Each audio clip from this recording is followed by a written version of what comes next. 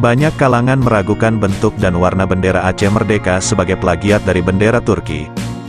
Hanya saja, sentuhan garis putih hitam di kedua sisi menyebabkan bendera Aceh Merdeka menjadi beda dan bahkan mempunyai sentuhan tersendiri yang memiliki makna kuat.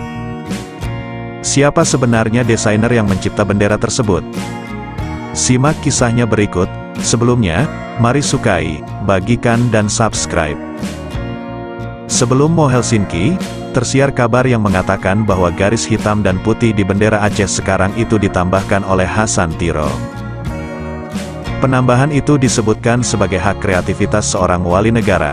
Bendera tersebut sebenarnya milik negara adik kuasa Turki Utsmani corak era terakhir, awal abad 20, yang kemudian dipakai juga oleh Republik Parlementer Turki.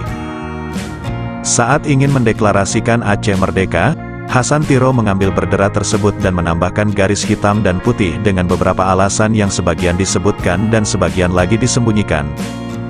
Kita tidak mengetahui sejauh mana sejarah sebenarnya kalau tak melihat atau menemukan bukti tertulis yang ditinggalkan Hasan Tiro.